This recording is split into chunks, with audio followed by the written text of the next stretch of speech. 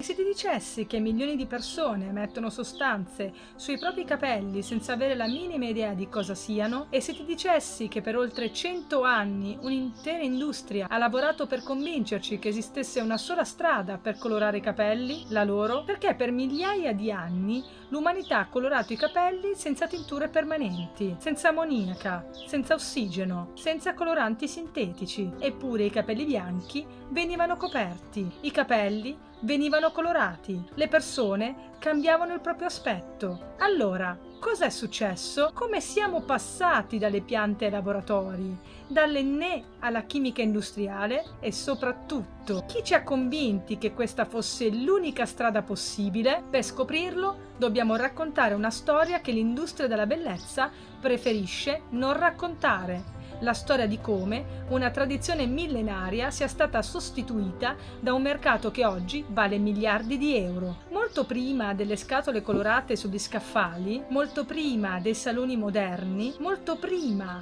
della chimica industriale, l'umanità colorava già i capelli. Spesso, quando parliamo di colorazione dei capelli, immaginiamo qualcosa di moderno, qualcosa nato nei laboratori, qualcosa sviluppato dalle aziende cosmetiche, ma la realtà è molto diversa. Per migliaia di anni, donne e uomini hanno utilizzato ciò che offriva la natura. Nell'antico Egitto, l'enne era già utilizzato per colorare capelli, barbe e unghie. In India, l'uso dell'enne e dell'indigo affonda le proprie radici in tradizioni antichissime. Nel Medio Oriente, nel Nord Africa, in Persia, le piante tintorie facevano parte della vita quotidiana, facevano parte della cultura, facevano parte del sapere popolare. Ma quali colori ottenevano davvero queste antiche civiltà? Molti di più di quanto immaginiamo. Nell'antico Egitto l'enne veniva utilizzato per creare tonalità che andavano dal rame al rosso intenso. In India le conoscenze erano ancora più sofisticate. Mescolando enne ed indigo si ottenevano castani e neri naturali. Utilizzando la cassia si potevano creare riflessi dorati sui capelli chiari. In alcune regioni venivano aggiunte piante come amla, bringage e altre erbe ayurvediche per modificare il risultato finale e migliorare l'aspetto dei capelli. Nell'antica Roma esisteva una vera e propria ossessione per il colore dei capelli. Le donne utilizzavano preparazioni a base di erbe, infusi e ingredienti provenienti da tutto l'impero per ottenere riflessi più chiari, più scuri e più caldi. I Celti e molte popolazioni europee conoscevano anch'essi le proprietà coloranti di numerose piante locali.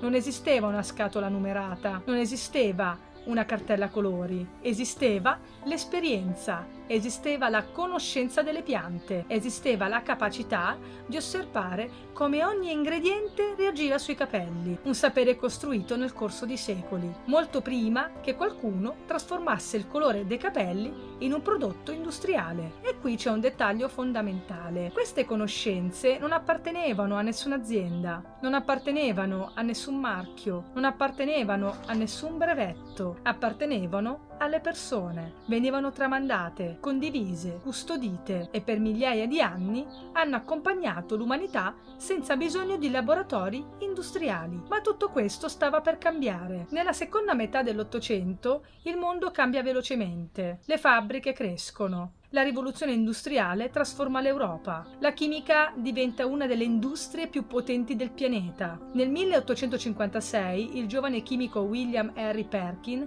scopre accidentalmente il primo colorante sintetico moderno, la mauveina. Per la prima volta il colore può essere prodotto in fabbrica. Non dipende più dai raccolti, non dipende più dalle stagioni, non dipende più dalle tradizioni. Può essere replicato, commercializzato, brevettato e soprattutto venduto su larga scala. L'industria capisce immediatamente il potenziale economico di questa rivoluzione, perché quando qualcosa può essere prodotto in serie può diventare un mercato, e quel mercato sta per cambiare per sempre il mondo della colorazione dei capelli. Ed eccoci arrivati a uno dei nomi più importanti di questa storia, la PPD, la parafelindamina, un nome che molte persone non hanno mai sentito, eppure è diventata uno dei pilastri delle moderne tinture permanenti. Nella seconda metà dell'Ottocento i chimici iniziano a sperimentare nuovi coloranti sintetici.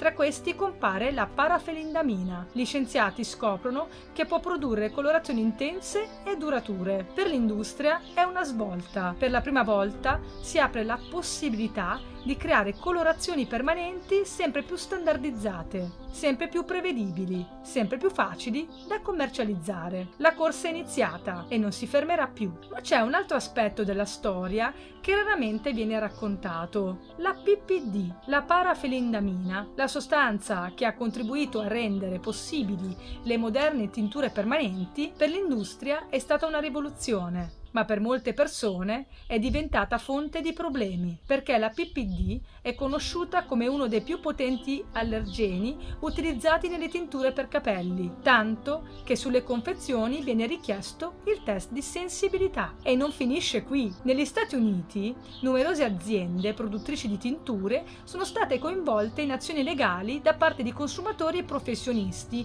che sostengono di aver subito danni alla salute dopo anni di utilizzo. Le aziende respingono le accuse, i tribunali decidono caso per caso. Ma una cosa è certa: questa non è la storia semplice e rassicurante che spesso compare nelle pubblicità. È una storia fatta di profitti, di controversie, di ingredienti discussi, di milioni di persone che spesso utilizzano questi prodotti senza conoscere davvero la loro storia. Nel 1907 un giovane chimico francese sviluppa una nuova formula colorante per capelli. Il suo nome è Eugène Schuller. Forse all'epoca non significa nulla per la maggior parte delle persone, ma quel nome è destinato a cambiare per sempre il mondo della cosmetica. La formula viene chiamata Oreale ed è da quella formula che nasce una delle aziende più potenti del pianeta, L'Oreal. Per la prima volta le tinture chimiche iniziano a uscire dai laboratori, iniziano a entrare nei saloni, nelle città, nella vita quotidiana delle persone. Ma la vera rivoluzione non è soltanto il prodotto, la vera rivoluzione è il modello di business, perché una pianta cresce, una pianta si raccoglie, una pianta può essere utilizzata da chiunque, una formula industriale invece può essere prodotta, venduta,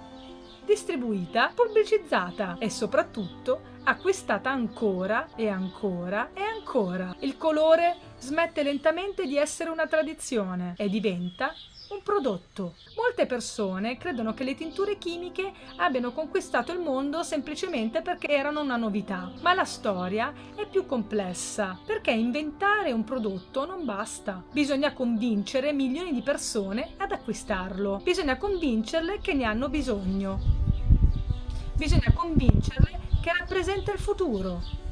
E qui entra in gioco il marketing, perché una pianta non può comprare pagine pubblicitarie, una tradizione millenaria non può pagare testimonial, una ricetta tramandata da una nonna non può finanziare campagne pubblicitarie. Le grandi aziende sì, e poco alla volta qualcosa inizia a cambiare. La tradizione viene associata al passato, l'industria viene associata al progresso, le conoscenze popolari vengono considerate antiquate, i prodotti industriali vengono presentati come moderni, come innovativi e superiori. Generazione dopo generazione questa idea si diffonde fino a diventare normale, fino a diventare scontata, fino a far dimenticare a milioni di persone che esistevano altre strade. Ma il marketing non vende soltanto prodotti, vende emozioni, vende desideri, vende paure. Per decenni le pubblicità raccontano sempre la stessa storia: più giovane, più bella,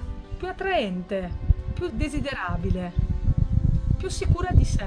Il messaggio è sottile ma potentissimo. La tinta non è più soltanto una tinta, diventa una promessa di trasformazione, una promessa di accettazione, una promessa di successo. E in più, e più una persona si sente inadeguata, più sarà disposta a comprare una soluzione. Questa strategia funziona così bene che nel giro di pochi decenni le tinture chimiche conquistano il mercato mondiale, diventano la normalità, diventano ciò che tutti conoscono, diventano ciò che tutti si aspettano. Mentre l'industria delle tinture cresceva, qualcos'altro iniziava a scomparire. Non le piante, le conoscenze, le tradizioni, le pratiche tramandate per generazioni. Per migliaia di anni, intere popolazioni avevano imparato a conoscere le proprietà delle erbe tintorie, sapevano come utilizzare l'ennè, l'indigo, la cassia e molte altre piante. Conoscevano i tempi, le miscele, le applicazioni, le sfumature. Era un sapere costruito lentamente nel corso dei secoli, ma nel Novecento qualcosa cambia. Le nuove generazioni crescono sempre più lontane da queste conoscenze. La soluzione non si trova più nella tradizione, si trova sugli scaffali, dentro una scatola, pronta all'uso. E poco alla volta,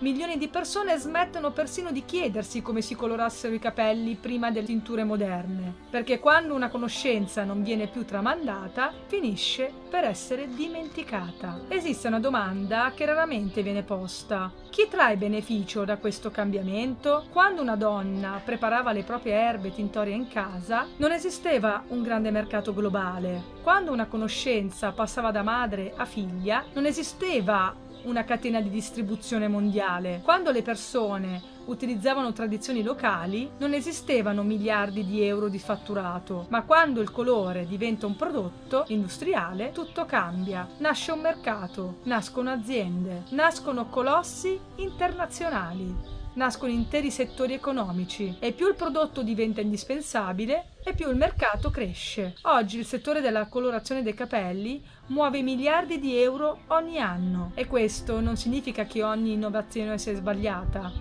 ma significa che dietro ogni mercato esistono interessi economici e gli interessi economici influenzano ciò che viene promosso, ciò che viene raccontato e ciò che viene dimenticato. Prova a pensarci. Se le piante tintorie hanno accompagnato l'umanità per migliaia di anni, perché oggi così poche persone le conoscono? Perché quando pensiamo a colorare i capelli immaginiamo immediatamente una scatola di tinta? Perché quasi nessuno si chiede cosa esistesse prima. Forse perché per oltre un secolo abbiamo sentito raccontare sempre la stessa versione della storia, la versione dell'industria, la versione del mercato, la versione del prodotto, ma esiste anche un'altra storia, molto più antica, molto più lunga, molto più radicata nella storia umana.